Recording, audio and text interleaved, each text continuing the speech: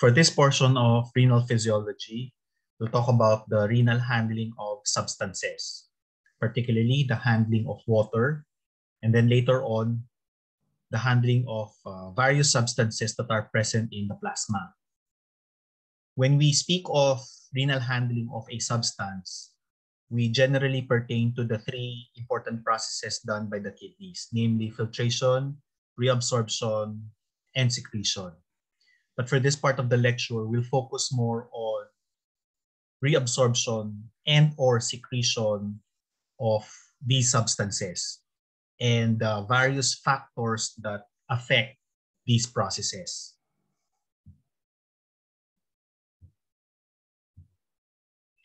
When we speak of regulation of plasma and water volume, we generally talk about the renal handling of water. Of course, we all know that water will have to be filtered. Now, majority of it will be reabsorbed depending now on the degree of the hydration of the individual. Now, the human body will have around 5 liters of blood. 3 liters of that is in plasma, and 2 liters of that would be the formed elements or the cells. Now, plasma will have a tightly regulated osmolarity, around 282 to 300 milliosmoles, having a specific gravity of 1.008 to 1.01. Now, depending on the need of the body or the hydration status of the individual, it is the job of the kidneys to maintain this osmolarity of the plasma. So it can either conserve or excrete fluids depending on the needs of the body.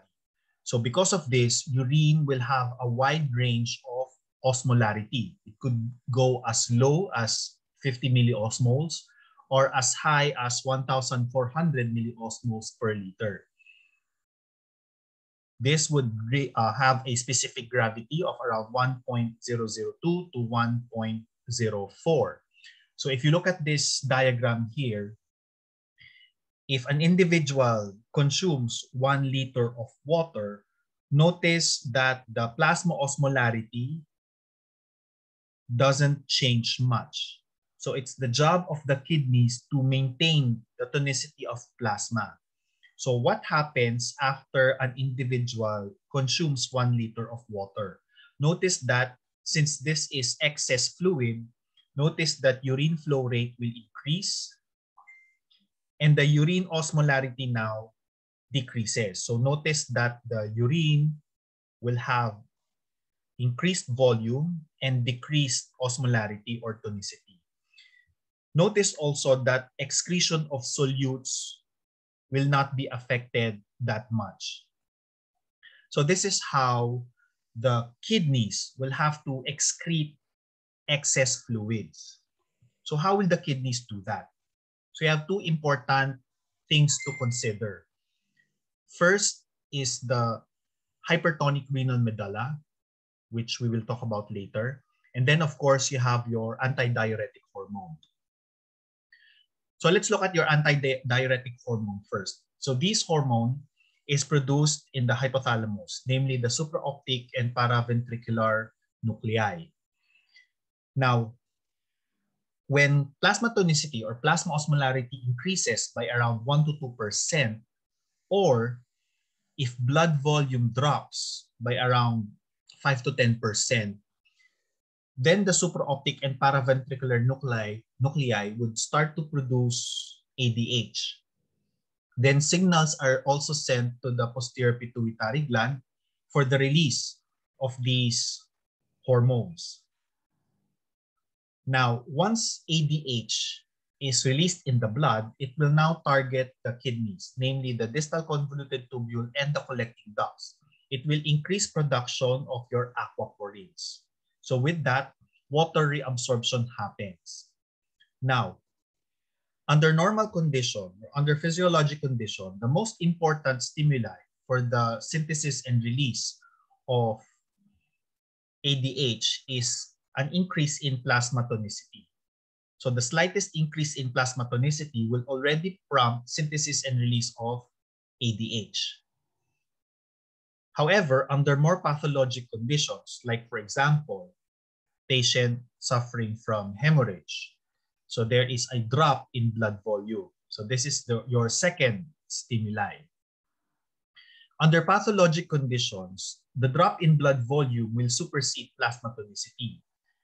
For example, if you have a patient who is hemorrhaging, even though plasma tonicity is within normal range, the mere fact that blood pressure and blood volume continues to drop, then this will already prompt the hypothalamus to produce your ADH and the posterior pituitary gland to release ADH.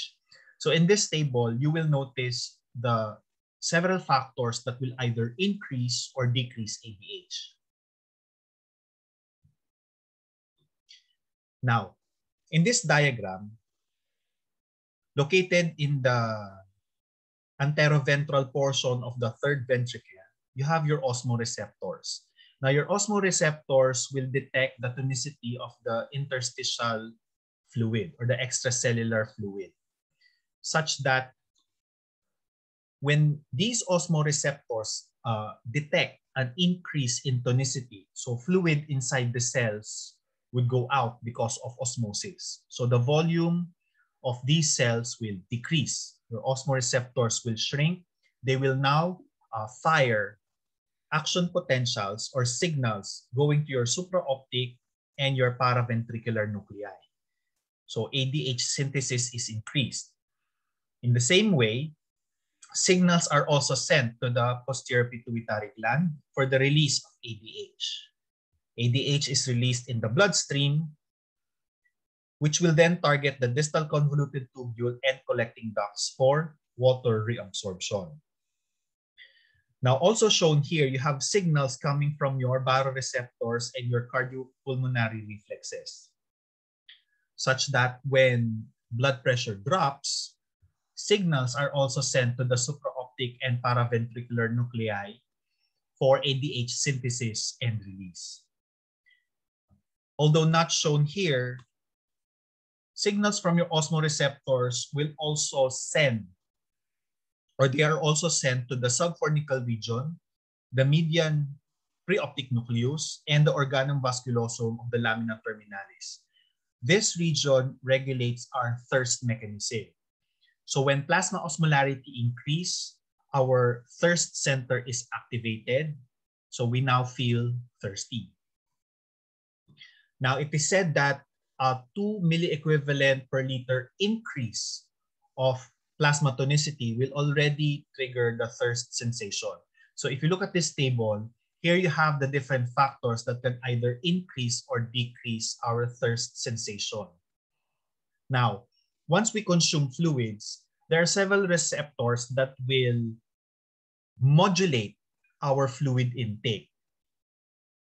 First of which you have your gastrointestinal and pharyngeal receptors. So when these receptors are activated, when we consume fluids, the thirst sensation gradually decreases. Take note that fluid absorption in the gastrointestinal tract will occur within around 30 minutes. So if you will notice, upon consumption of fluid, although the fluid has not been absorbed in the gastrointestinal tract yet, the thirst sensation is decreased. The purpose of this is to prevent overhydration. Once water is absorbed from the gastrointestinal tract, then this will bring the tonicity of plasma down. Then this will be detected by the osmoreceptors. So that will now inhibit our thirst sensation.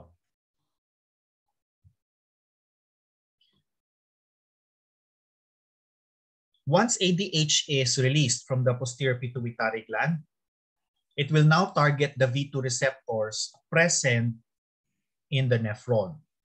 Now, these V2 receptors are located in the distal convoluted tubule and collecting ducts. So once ADH activates this receptor, it is associated with a G protein that will activate your adenylyl cyclase. That will now increase your cyclic AMP, activating your protein kinase A. Now, your protein kinase A has two important functions. First, it will activate the genetic machinery for the synthesis of aquaporins. And more importantly, it will now phosphorylate your aquaporins. So once aquaporins are phosphorylated, they are now activated and they are inserted in the apical region of your renal tubular cells. So your aquaporins here serving as your water channels will now promote reabsorption of water. Now, if your aquaporins are dephosphorylated, let's say plasma tonicity goes back to normal, then you decrease ADH.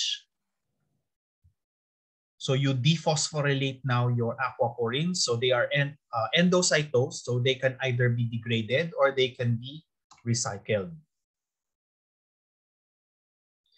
So this is how your ADH affects plasma and urine tonicities. So for example, if there is decreased water intake, there is a transient increase in plasma osmolarity that will activate your osmoreceptors. So that will prompt ADH synthesis and release. This will now target the distal convoluted tubule and collecting ducts, increasing now water reabsorption. So what happens is that since water is being reabsorbed, urine volume goes down and the tonicity of the urine increases. So you now produce a concentrated urine. Water that has been reabsorbed will decrease now plasma osmolarity. It goes back to normal, offsetting the initial condition. If water intake is high, then transiently plasma osmolarity drops. This will not activate your osmoreceptors, so no ADH is released. Thus, water permeability in the distal convoluted tubule and collecting ducts will go down. Water reabsorption decreases, so water now is excreted.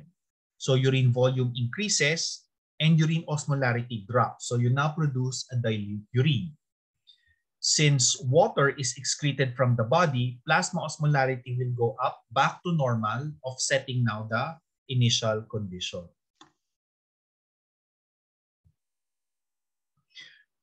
Here are a few clinical conditions pertaining to ADH. So first, you have your syndrome of inappropriate antidiuretic hormone. So in this condition, there is continuous production and release of ADH, probably due to a tumor or a trauma to the central nervous system. So what happens is there's continuous reabsorption of water. So you have hypoosmotic body fluids. The patient might suffer from hyponatremia, and urine is said to be concentrated. Another condition is the nephrogenic syndrome of inappropriate antidiuresis. In this condition, ADH may be normal or decreased. However, there's a defect in the V2 receptor such that there is continuous activation of this receptor. So similarly, since your V2 receptors are activated, it will always insert water channels in the DCT and collecting tubule. So water reabsorption still happens. So you still have the same hypoosmotic body fluid and concentrated urine. On the opposite end of the spectrum, you have diabetes insipidus. Now, for diabetes insipidus, you have two types. You have central and nephrogenic. So when you speak of central DI, there is a problem in neurophysin. Neurophysin is the protein that shuttles ADH from the hypothalamus going to the posterior pituitary gland. So with a decrease in your neurophysin activity, ADH will not be shuttled to the posterior pituitary lobe for release. Therefore, you have decreased ADH release when you have central DI. For your nephrogenic DI, there's a defect in the V2 receptors such that they are insensitive to your antidiuretic hormone. So even though ADH is present, your V2 receptors are not activated. Now, for both central and nephrogenic DI, both of them will present with polydipsia and polyuria.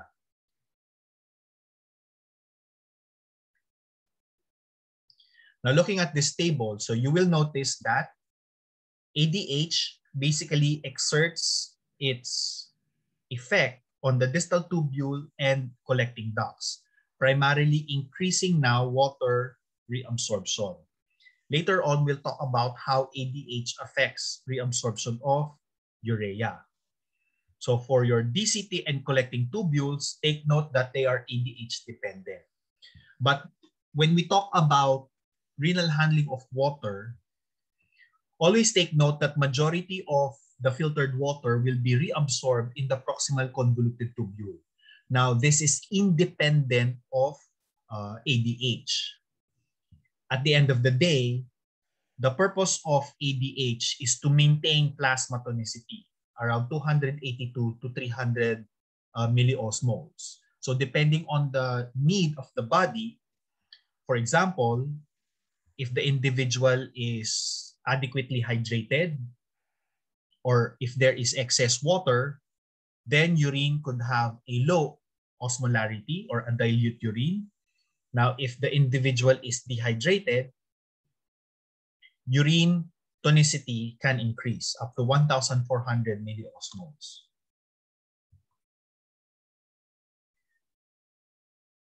When we talk of obligatory urine volume, this is the volume of urine that must be excreted together with solutes. So excess solutes will have to be eliminated from the body, and these solutes will have to be dissolved in some fluid. Now, the volume of this fluid is the obligatory urine volume. So for example, when you want to excrete or remove 600 milliosmoles of solute within the day, you simply divide that by the maximum concentrating ability of the kidney. This is around 1,200 to 1,400 milliosmoles. Now, the maximum concentrating ability of the kidney is dictated by the tonicity of the renal medulla. So this is the tonicity of the renal medulla. So in this example, 600 divided by 1,200, you'll get 500 ml. 500 ml per day. So meaning if you want to remove 600 milliosmoles of solutes from the body, it must be dissolved in 500 ml of fluid. To underline the importance of your obligatory urine volume, so let's say you consume 1 liter of seawater. So 1 liter of seawater would have a tonicity of around 2,400 milliosmoles. So this is excess solutes that must be excreted. So to calculate for your obligatory urine volume, so that's 2,400 milliosmoles divided by 1,200, you'll get 2 liters per day. So if you will notice, you consume 1 liter of seawater, and yet 2 liters of fluid will have to be excreted in order to remove the excess 2,400 milliosmoles of solutes. So notice that drinking seawater will actually make you more dehydrated. So with that, water is your best thirst quencher. Okay, so how are we able to concentrate the urine? So we've talked about ADH. So water is being reabsorbed. So you now produce a hypertonic urine or a concentrated urine. The next factor or the second factor would be the hypertonic renal medulla. So if you look at this diagram, so you will notice your juxtamedullary nephrons. The loop of Henle of these nephrons enter the renal medulla, which is said to be hypertonic. Now, every time the filtrate goes through the loop of Henle, in the descending limb, water will be reabsorbed via osmosis since the surrounding interstitium is said to be hypertonic. So when water is being reabsorbed, it will make the filtrate now more concentrated. So that's the second factor on how we concentrate the urine. Then the next question would be, how do we now produce a hypertonic renal interstitium? Three factors will come into play. First, you have your countercurrent mechanism. Second is the recycling of urea. And the third is the role of the vasa recta. Now, take note that the tonicity of the renal medulla is said to be around 1,200 to 1,400 milliosmoles. The countercurrent mechanism will contribute around 600 milliosmoles of solutes, and urea recycling will contribute around 600 milliosmoles of solutes as well. So 600 plus 600, you have 1,200 milliosmoles. Your countercurrent mechanism and your urea recycling now, these are the two processes that will contribute solutes in the renal interstitium. Now, what is the role of the vasa recta? The purpose of the vasa recta is to maintain the tonicity of the renal medulla. It will not contribute solutes. It will just maintain the tonicity. So we'll go through these processes one at a time. So first, you have your countercurrent mechanism. So how do we now produce a hypertonic renal interstitium or a hypertonic renal medulla? Okay, so if you look at this diagram, this would represent your proximal convoluted tubule. This would be the loop of Henle. This would be the distal convoluted tubule. Now, the numbers in front of you will represent tonicities. So let's start with this diagram first. So let's say everything is isotonic. Everything is isotonic, having an osmolarity of around 300 milliosmoles. Filtration happens. The filtrate will pass through the proximal convoluted tubule. Then it will go down the descending limb of the loop of Henle. So notice that since the entire region is still isotonic, water reabsorption will not occur within these segments. Now it goes up into the ascending limb of the loop of Henle. Once it passes through the thick ascending limb of the loop of Henle, there you have your NKCC2 transporter. So this is a type of secondary active transport. It will now reabsorb your sodium chloride and potassium ions. So this will now be represented by the red arrows. So here, solutes will be actively reabsorbed. So the tonicity of the interstitium now slightly increases. So the 300 here will go up. When the next batch of filtrate comes in, water will be reabsorbed since the tonicity of your interstitium has slightly increased. Once water is reabsorbed, the tonicity of your filtrate will also increase. So you now have a more concentrated filtrate. This filtrate will ascend, going through the thick ascending limb of the loop of Henle. Since the concentration of your filtrate is higher, more of your solutes will be reabsorbed. So the tonicity of your interstitium now, which has increased a while ago, will further go up. So you have a greater concentration now or a greater tonicity now for your renal interstitium. When the third batch of filtrate comes in, since the interstitium has increased its tonicity, more water will be reabsorbed. The tonicity of your filtrate further increases.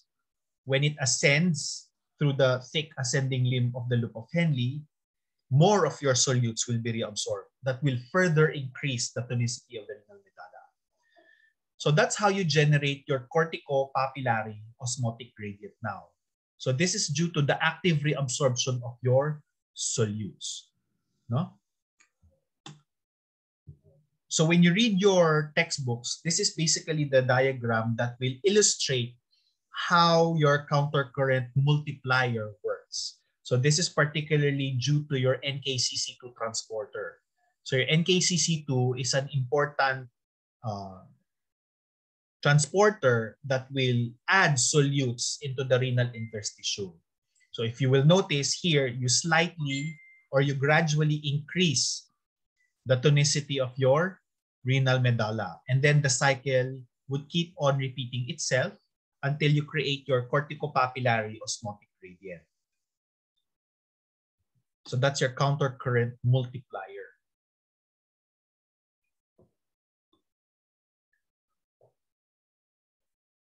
The second factor that will add solutes to the interstitium would be urea.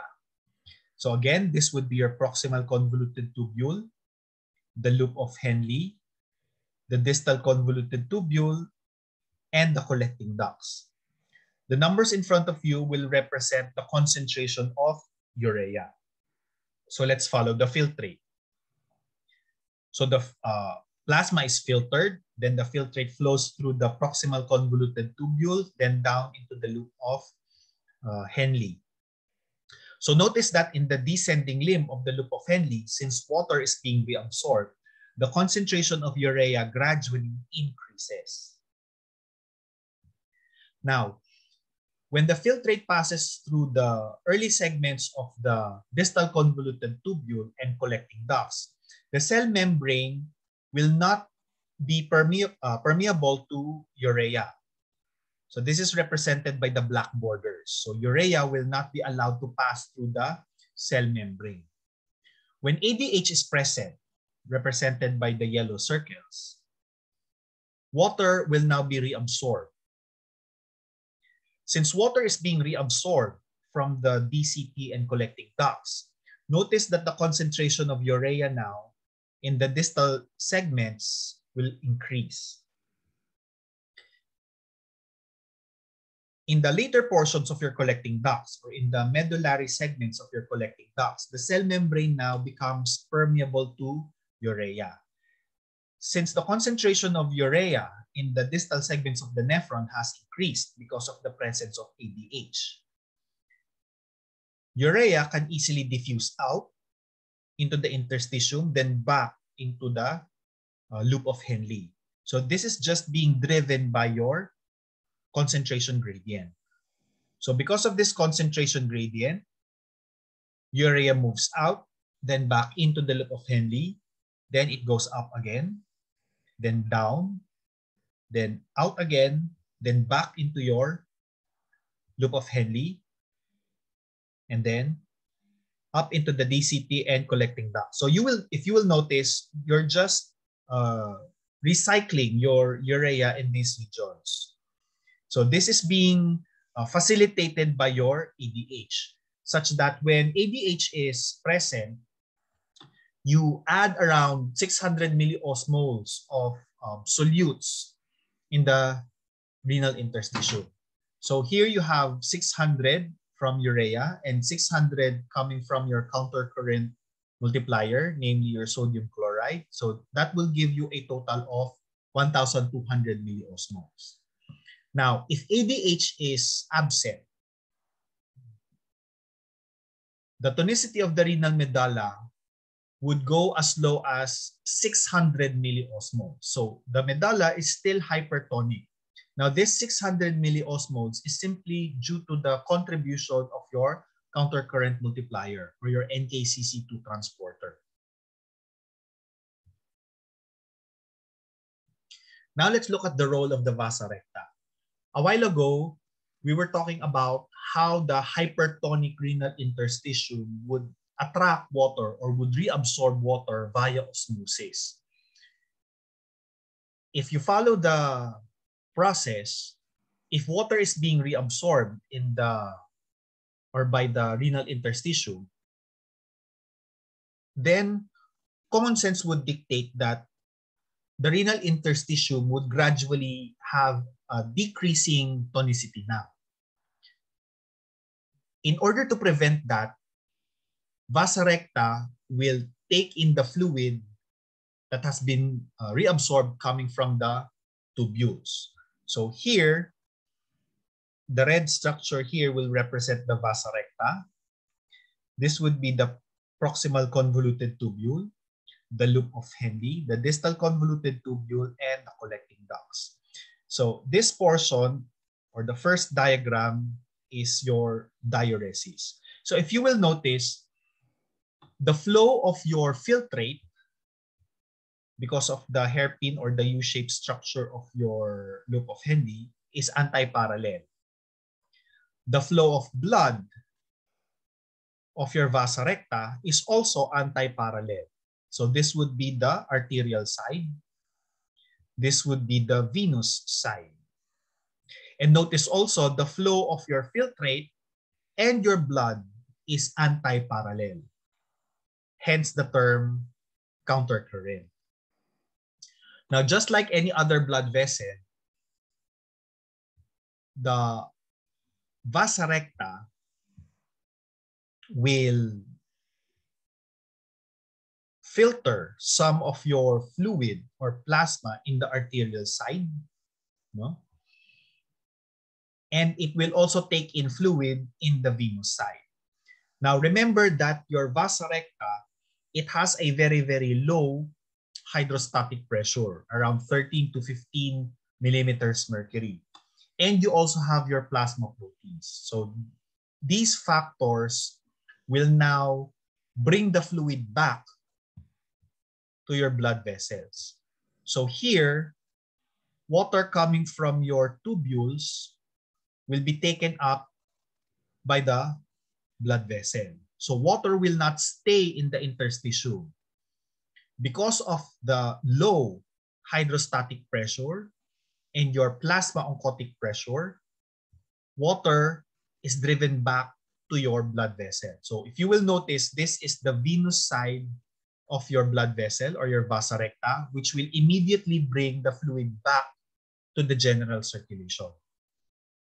So this is now your diuresis. Here is anti-diuresis. So again, if ADH is present, water is reabsorbed coming from your DCT and collecting tubules, but the fluid will not stay in the interstitium. It will be taken up by the vasa recta. And this water is brought back to the general circulation. So that's how your vasa recta maintains the tonicity of the renal medulla.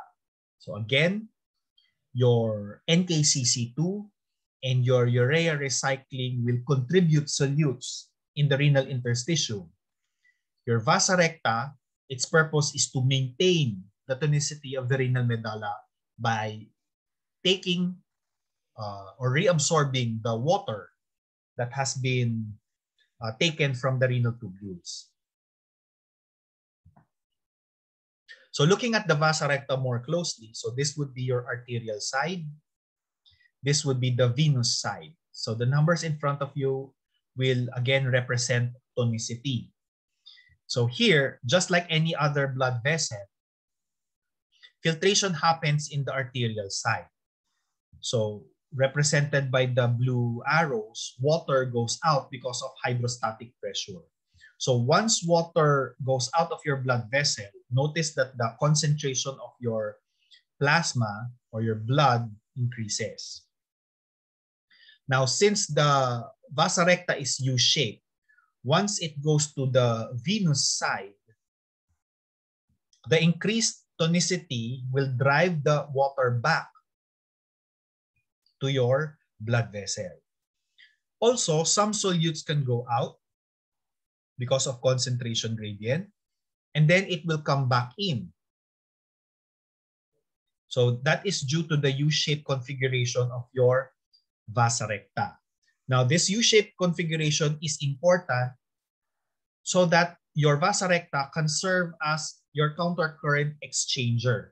So if you will superimpose your renal tubules there, your tubules together with your vasa recta, they would simply exchange solutes. So if you look at the blood in the venous side, notice that tonicity will slightly increase. This is probably due to some of the solutes that have been reabsorbed coming from your renal tubules.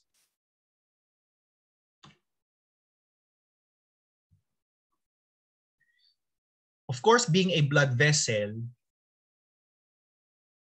the vasa recta delivers oxygen and nutrients to your renal tubules. So if your blood flow in the vasa recta drastically drops, then it might result to injury to your renal tubules. It also delivers substances for secretion and pathway to return reabsorbed substances back to the circulatory system. So this is where amino acids, glucose, your electrolytes will be brought back to the body.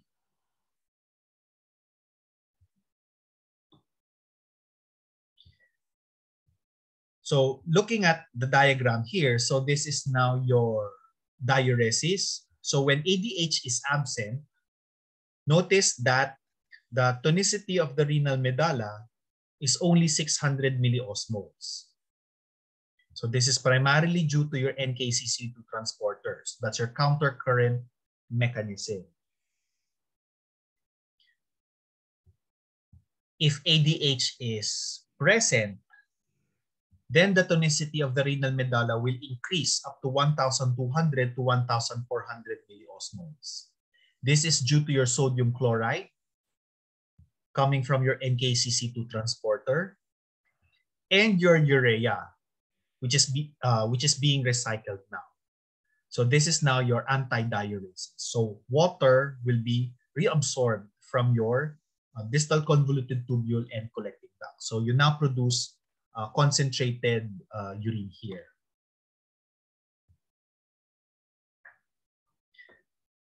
So just to recap, how do we produce concentrated urine? First, you have your ADH. Second is your hypertonic renal medulla or your corticopapillary osmotic gradient. How do you now produce your hypertonic renal medulla? Three factors will come into play: your countercurrent mechanism, urea recycling, and the role of the vasa recta. So take note that your countercurrent mechanism, here you have your countercurrent multiplier, which is your loop of Henle, particularly your NKCC2 transporter, and your countercurrent exchanger, which is your vasa recta. So collectively, they are your countercurrent mechanism. So take note, in producing a hypertonic renal interstitium, you have active transport of your solutes, particularly in the ascending limb, in the loop of Henle. So you have your NKCC2 transporters. You also have other transporters in the distal convoluted tubule and collecting ducts. So this would be your sodium chloride cotransporter. And you also have recycling of urea.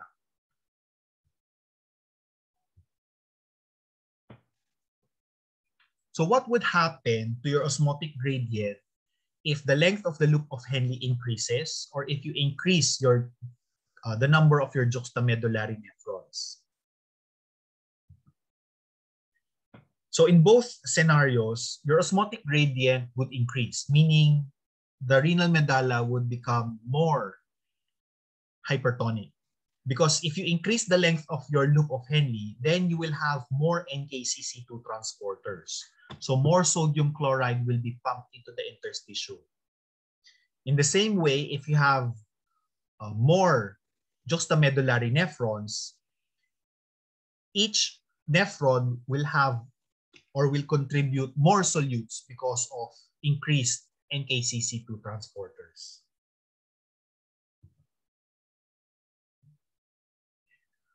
What would happen to your renal medulla if you increase the flow rate of the filtrate through the loop of Henle? Or if you increase blood flow through the vasa recta? Or if you increase ADH and urea?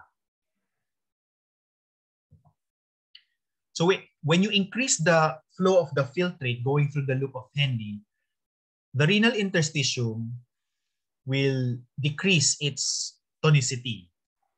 So you have a decreased osmotic gradient. So what's happening is you have solute washout or solute loss. In the same way, if blood flow through the vasa recta increases, then you have less time for bringing the solutes to your renal interstitium. So again, you have your solute loss or your solute washout. If ADH is present, so other than increasing the recycling of urea, it can also act as a vasoconstrictor. So being a vasoconstrictor, it will now decrease your blood flow. So this will now minimize solute washout. So it's the opposite of the second condition. Of course, if you increase urea, so you increase now your osmotic gradient, or you make the tonicity more hypertonic. So this is particularly true if you have more ADH present.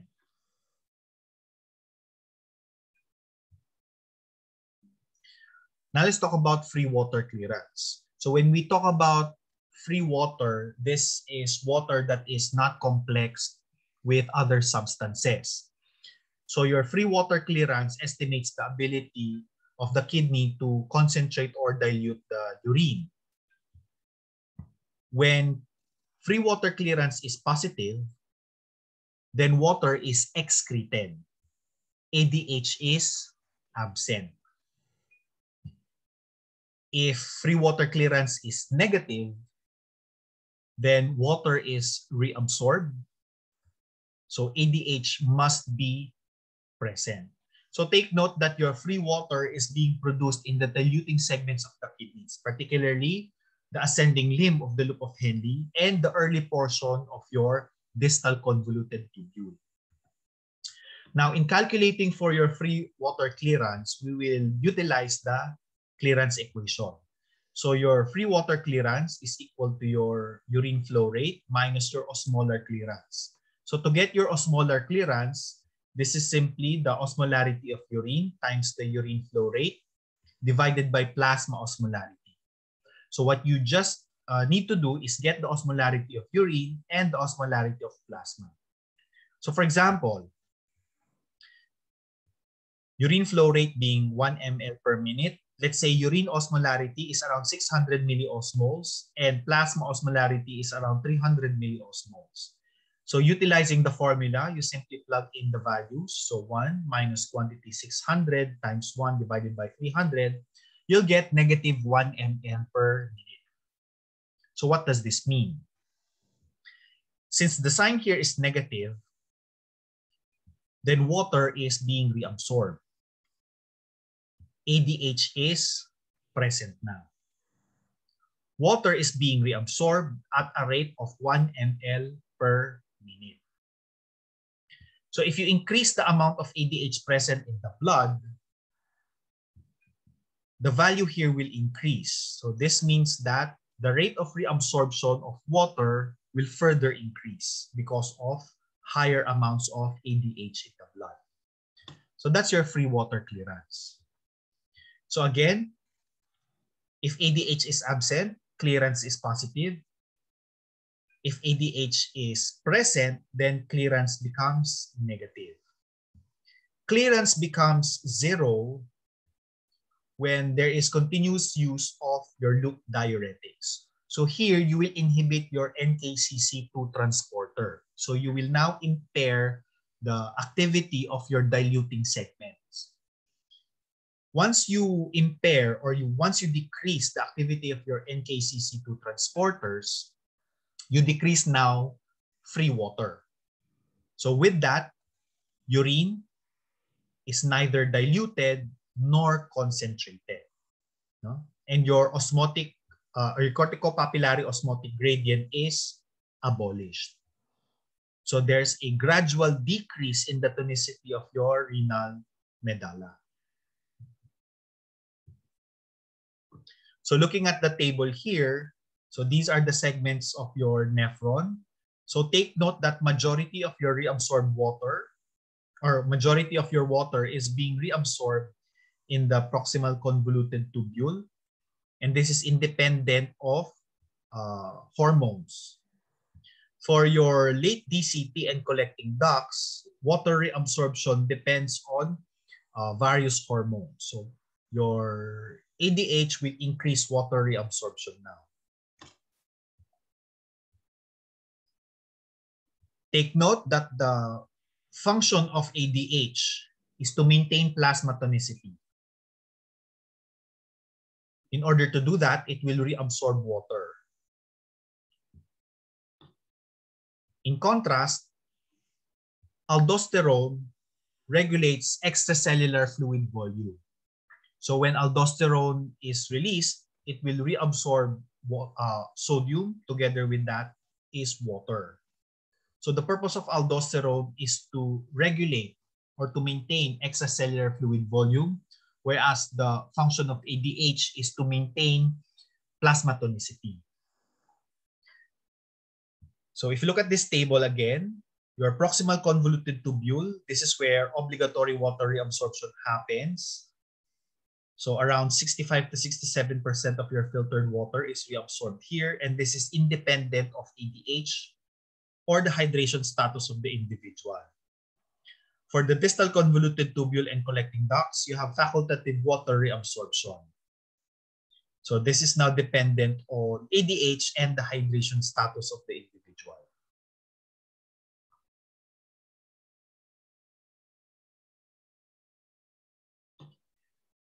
Now let's talk about renal handling of solutes, particularly the substances that are present in the plasma.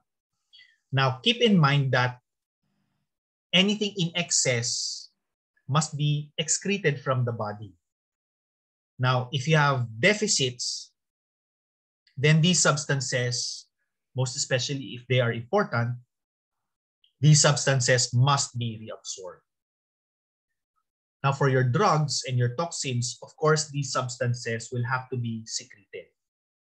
Now, we will not be able to discuss all of the substances that are present in the plasma, but we'll focus more on the more important substances and electrolytes. So in this diagram, take note, this is your extracellular space. This is the intracellular space. So here are your cations, and here are your anions. So if you will notice, the substances in the extracellular space are generally, they're also present in the plasma. So they are filtered, and then they will have to be handled by the kidneys. For your electrolytes, take note that they are filtered, and most of them, under normal conditions, will have to be reabsorbed. A few amounts of your electrolytes will still be present in the urine. So first, let's look at sodium. So sodium is the most abundant extracellular cation. Now, the main purpose of sodium is that it determines your extracellular fluid volume. Now, in the handling of sodium, it will have to be reabsorbed. So majority of sodium is reabsorbed, particularly in the proximal convoluted tubule. Now, in the DCT and the collecting ducts, reabsorption of sodium is important for your acid-base balance, which we will discuss later. Now, keep in mind that when we talk of sodium reabsorption, the other substances will also have to be reabsorbed together with sodium. Now, some of your toxins and your metabolites will also have to be secreted once sodium is being reabsorbed. So you recall now the various mechanisms by which reabsorption and secretion happens. So if you look at the diagram here, if you increase sodium intake, there's a corresponding increase in sodium excretion. So once sodium intake is high, these substances will promote sodium excretion. Now, the shaded region here is your sodium retention. So with that, because of sodium retention, there's a slight increase in your extracellular fluid volume. So this is the reason why when we have high sodium intake, blood pressure increases. So if sodium intake is kept high, extracellular fluid volume is increased. But notice that your excretion rate will match your sodium intake just to maintain normal concentrations of sodium in the plasma. When you decrease sodium intake, there's a corresponding decrease in the excretion of sodium. So this is now, this shaded region here is your sodium loss. So if you will notice, because of a decrease in sodium, there is also a decrease in your extracellular fluid volume.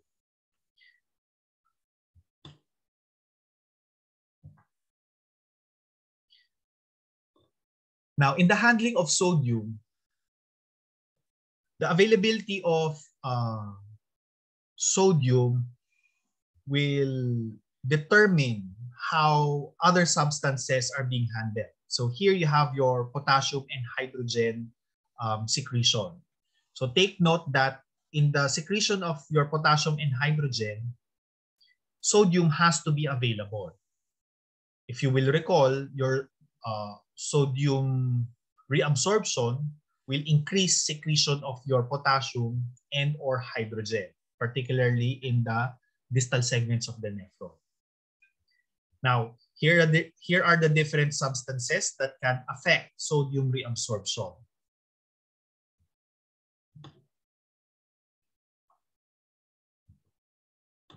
Now, other factors that affect sodium handling, your sympathetics will promote RAAS. So again, RAAS promotes sodium reabsorption, primarily due to your angiotensin II and your aldosterone. Cortisol generally will increase sodium reabsorption because it has some mineralocorticoid effect. But cortisol, if you have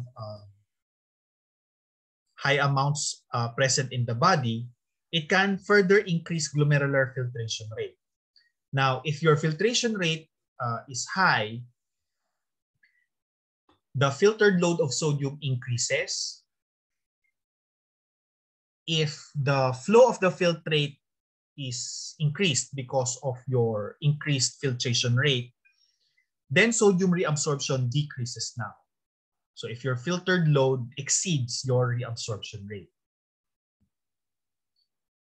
For your renal blood flow, if you increase blood flow to the deeper renal tissues, then you have sodium retention. So more sodium is being reabsorbed. So other factors, if you increase your peritubular capillary hydrostatic pressure, so this will push the fluid out from your blood vessel, then into your renal tubule. So that will increase your sodium backleak, decreasing now your sodium reabsorption. If the glomerular hydrostatic pressure increases, then filtration rate goes up. Your filtration fraction increases, so you now concentrate your plasma proteins. So that increases the peritubular capillary oncotic pressure. This oncotic pressure will now attract fluid back to your blood vessel. So your blood flow, or sorry, your backflow will decrease, thus increasing now sodium reabsorption. So in this diagram, this simply summarizes the various factors that will promote sodium and water retention. So as a review, from the kidneys, you produce your renin. Renin will act on your angiotensinogen, forming your angiotensin 1. This is converted to 2 with the action of your ACE. And angiotensin 2 has several effects. First, it can potentiate sympathetic activity. It can promote reabsorption of sodium and water. It will act on the adrenal gland to release aldosterone, and aldosterone in turn will promote sodium and water reabsorption. Angiotensin 2 can act as a vasoconstrictor, and angiotensin 2 can potentiate the release of ADH. And ADH will promote water reabsorption. So all of these factors will increase sodium and water retention.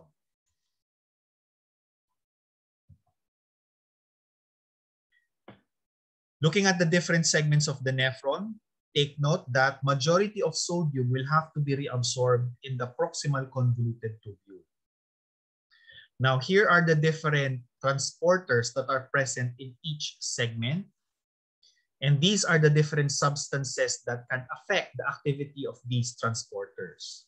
Note that those highlighted in red will increase sodium reabsorption. Those highlighted in blue will decrease sodium reabsorption.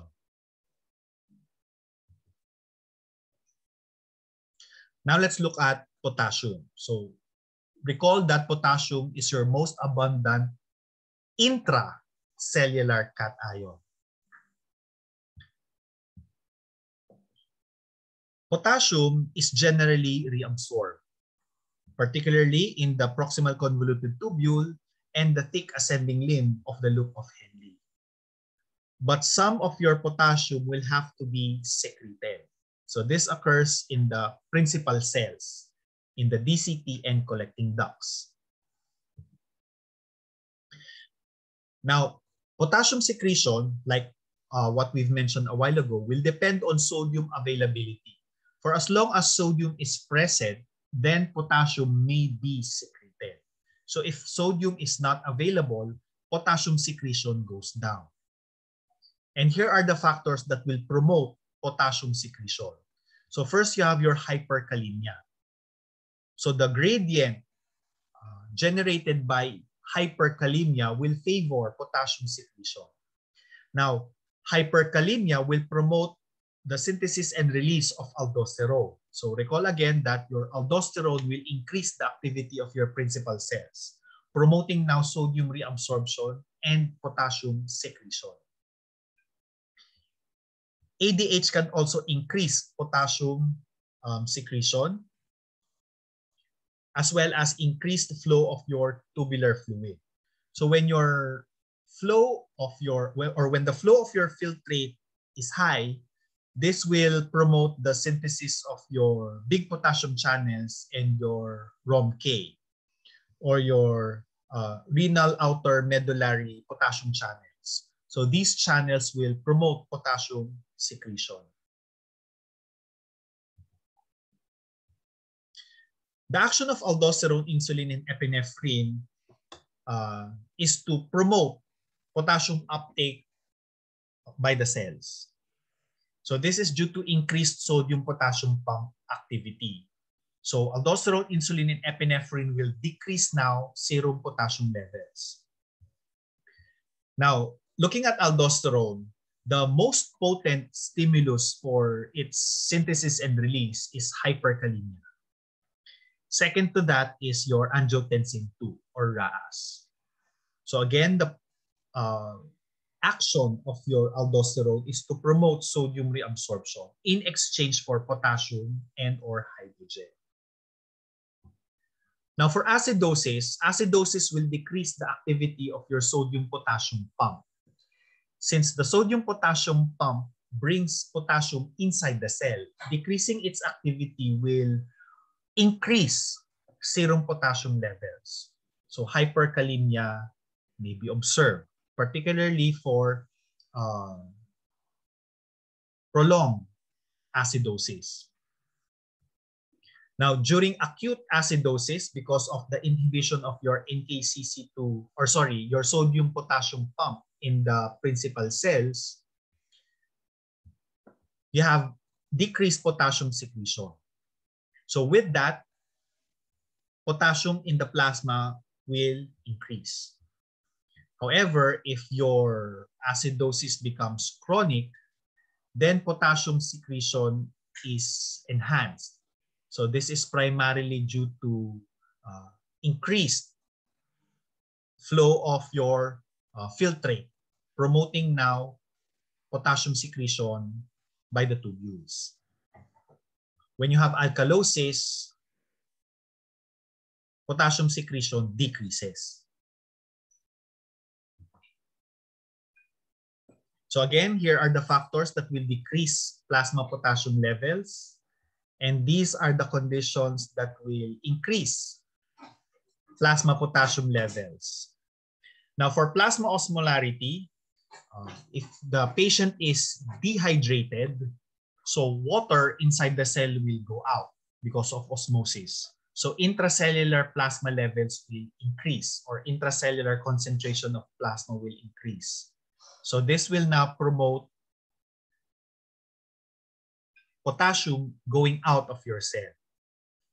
Of course, when you have cell lysis, potassium is released into the extracellular space.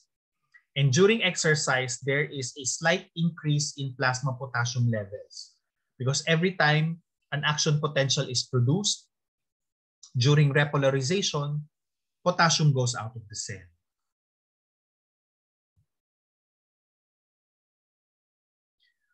So take note, in order to maintain potassium homeostasis, intake should equal your output.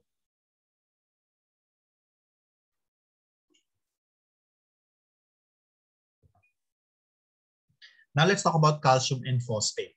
So for calcium, in the blood, you have two kinds or two types of calcium. Your ionized calcium and those complex with ions, or they are protein bound. So the calcium that is ionized, this is important for the various physiologic processes in the body. Now take note that your calcium that is protein bound will not be filtered. Only those that are ionized and those that are complexed with anions will be filtered. Thus, they are now being handled by the kidneys.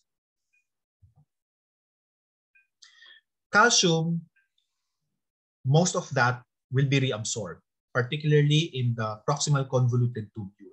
Now, calcium reabsorption parallels sodium and water reabsorption. Now, in this diagram, so this is how calcium is being reabsorbed. So it can either be reabsorbed via transcellular pathways or via paracellular pathways. So here you have your calcium pump, which is a primary active transport. And you have your sodium calcium exchanger, which is a secondary active transport. So this is how calcium is being reabsorbed. Now, certain hormones can affect the handling of calcium. PTH, vitamin D, and calcitonin greatly affects the handling of calcium. So there's a separate lecture on these hormones, but for this lecture, we'll focus more on calcium handling by the kidneys. So when PTH is present, then calcium is being reabsorbed. If your arterial blood pressure or extracellular fluid volume increases, this will promote calcium excretion. Now, you also have other factors that can affect calcium handling, particularly for acidosis, so reabsorption decreases, and alkalosis, the opposite effect.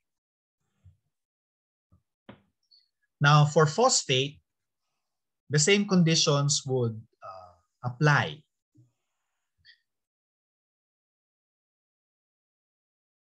Phosphate is mainly reabsorbed via transcellular routes, particularly in the proximal convoluted tubule, the distal convoluted tubule, and a few amounts in the loop of Henle and collecting ducts.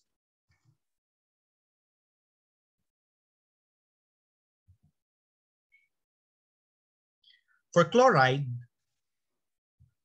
this is reabsorbed together with sodium and water. So majority of your chloride is passively reabsorbed, particularly in the PCT. Your sulfates are reabsorbed, with a transport maxima of 0.06 millimoles per minute. For magnesium, you also have two types. You have your ionized and your protein bound. So your protein bound will not be filtered. Only the ionized form is filtered, and this is being handled by the kidneys. And reabsorption primarily happens in the thick ascending limb of the loop of Henle.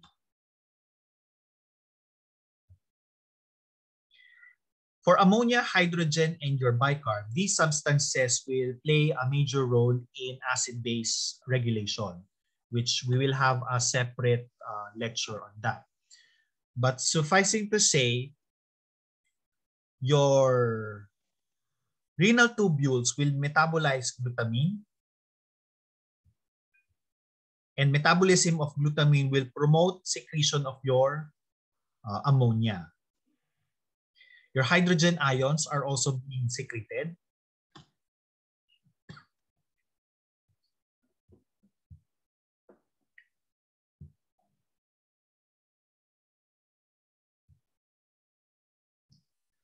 But your bicarb normally is reabsorbed.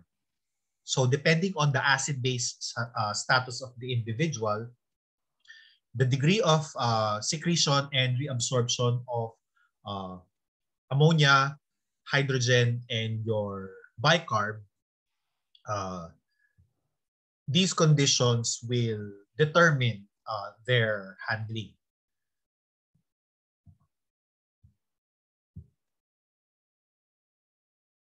For glucose and amino acids, they are filtered and normally they are 100% reabsorbed.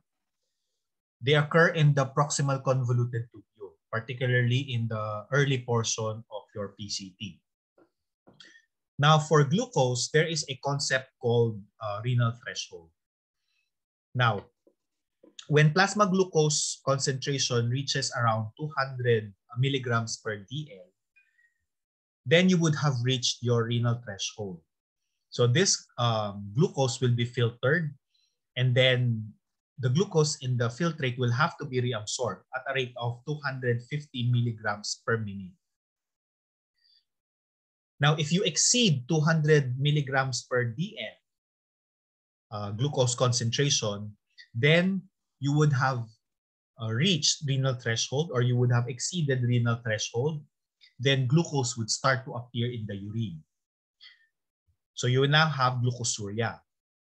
Notice that the saturation point is 375 milligrams per minute. So your renal threshold is less compared to your transport maxima or your point of saturation. And yet, glucosuria happens. So why is it so? This is due to the different number of transporters present in the nephron. So not all of them will have the same number of carriers or transporters. So if you have a plasma glucose concentration of 200 milligrams per DL, and this goes to the different nephrons, those nephrons with a few transporters will not be able to reabsorb all of them. But those nephrons with higher amounts of transporters, then they will be able to reabsorb all of your glucose molecules. So those with a few transporters,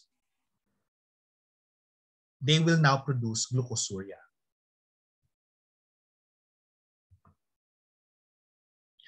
For vitamin C, depending on the amounts present in the body, they are filtered, reabsorbed, or secreted. Now, your adrenal steroids will increase your secretion. No?